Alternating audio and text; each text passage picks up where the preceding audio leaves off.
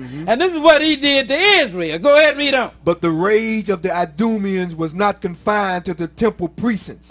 They betook themselves to the city and plundered every house and slew everyone they met. Now, read that's underlined and read. Go ahead and read. With the tragic fall of Jerusalem, the Idumeans as a nation passed off the stage of history and disappeared entirely from human sight. So now you got a whole nation of people just evaporated,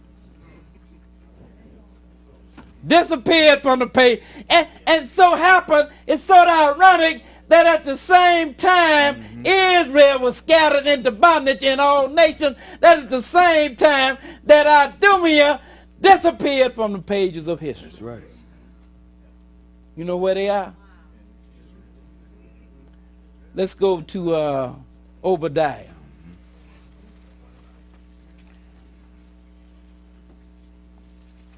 And we're going to pick it up at verse 8. Obadiah. It's only one chapter. So we're going to pick it up at verse 8. It's a little book over near Jonah. Between Jonah and Amos. It's only one chapter.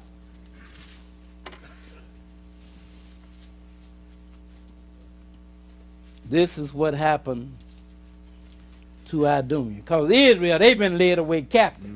It said, into all nations until the time of the Gentiles be fulfilled. Right. So they ain't in the land. Israel cannot be in the land until the Lord make his second coming. So that means that another people got to be there that have taken on your name and they have taken on your identity, because the real Israelites can't be there. Jesus said, led away captive into all nations until the time of the Gentiles be fulfilled.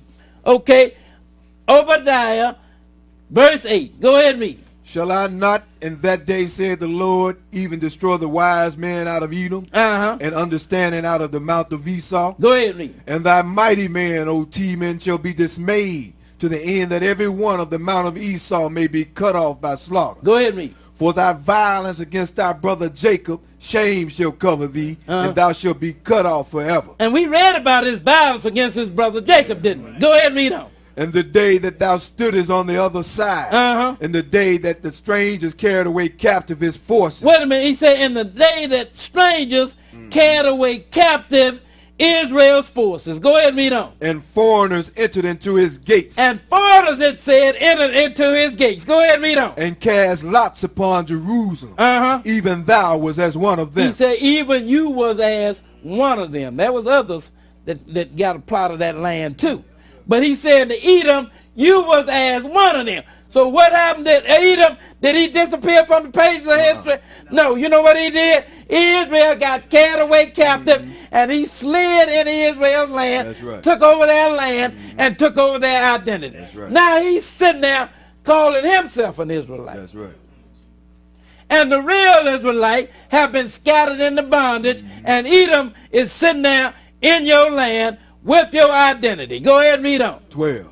But thou shouldest not have looked on the day of thy brother in the day that he became a stranger. Neither shouldest thou have rejoiced over the children of Judah in the day of their destruction. Go ahead. Neither shouldest thou have spoken proudly in the day of distress. Thou shouldest not have entered into the gate of my people in the day of their calamity. When was the day of their calamity? When they got taken out captive.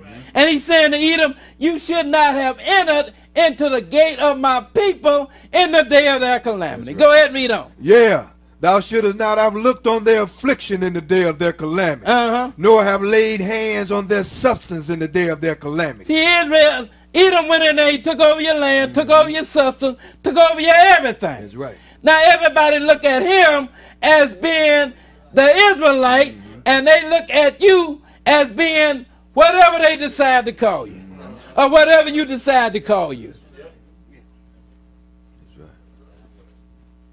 Everybody is where they are supposed to be. Israel not supposed to be in the land till the second coming of Jesus, and they not there. Edom supposed to be there, and he is there.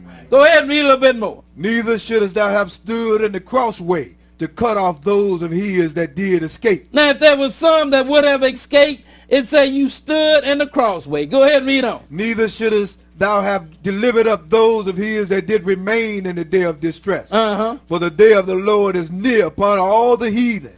As thou hast done, it shall be done unto thee. Now that is good. Let's one other place, and that's going to be it for today. Let's go to Deuteronomy chapter 28. We're going to read just a little bit of it. This is what had to happen to Israel when they would be led away captive.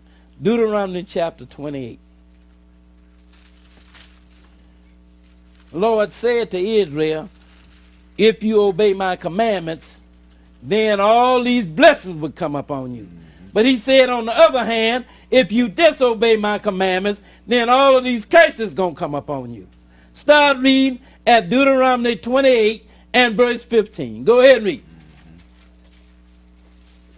But it shall come to pass. Now this is strictly to Israel here.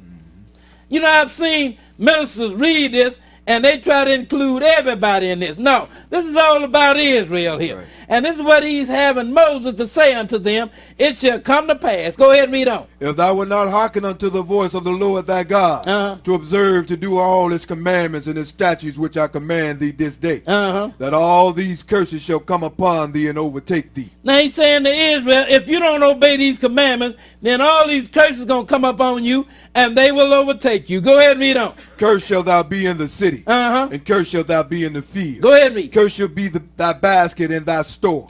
Cursed shall be the fruit of thy body and the fruit of thy land, the increase of thy kind and the flocks of thy sheep. Cursed shall thou be when thou comest in, and cursed shall thou be when thou goest out. Now he say you're going to be cursed when you come in, you're going to be cursed when you go out. You're going to be cursed in the city, and you're going to be cursed in the field. Go ahead and read on. The Lord shall send upon thee cursing, vexation, and rebuke, and all that thou settest thine hand unto for to do. Now everything Israel set them hand to do, Lord said you're going to be cursed. Why?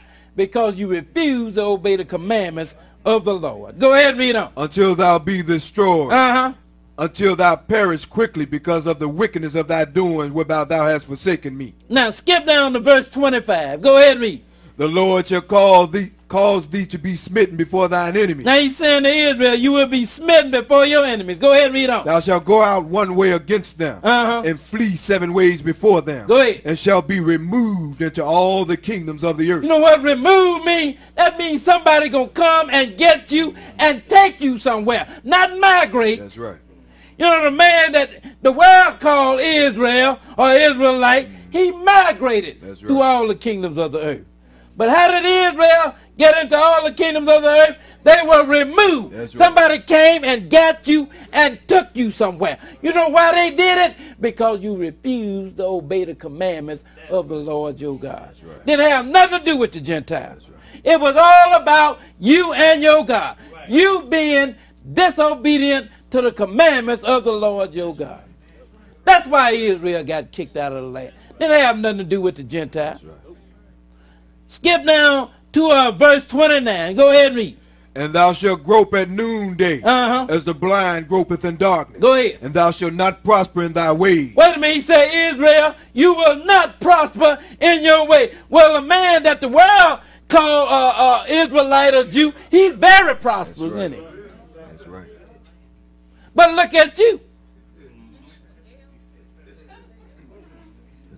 You got a couple that can slip through the crack. But Israel as a whole, they are not prospering in their way. But then the Lord pronounced that upon the real Israelites. Go ahead and read a little bit more. And thou shalt be only oppressed and spoiled evermore. He said, you shall be only oppressed and spoiled evermore. You know what spoiled means? That means somebody always robbing you out of something. You ain't got nothing, but they want that. He just said you would not prosper in your way, didn't he? Right. But then he turned around and said you would be spoiled. In other words, you got $2 and I want it. Because they always trying to figure out a way to rob you. Why? Because you are under the curse, Israel. Because you refuse to obey the commandments of the Lord your God. Skip down now to verse 43. Go ahead and read. The stranger that is within thee shall get up above thee very high, and thou shalt come down very low. Now when you be carried away captive, in whatever land you find yourself, Israel, the stranger going to get up very high, and you going to come down very low. In other words, he going to be on the top, and you going to be on the bottom. I don't have to tell you who on the bottom. You know. You might not want to say it, but you know who on the bottom. Go ahead and read. He shall lend to thee, and thou shalt not lend to him. In other words, Israel, you would not be doing any lending. But the man that they called you an Israelite, he is the one that does all the lending, isn't he? Every time you sit down in a bank to take out a mortgage to buy you a little hut somewhere, you are sitting before an Edomite. And if he's not looking you dead in the eye, he is the one in the back room calling the shots. He is the one that does all of the lending. That's right. But the Lord said to Israel, you will not do any lending, you will do all of the borrowing. The evidence says again that you are the Israelite. Because you can't loan nobody nothing.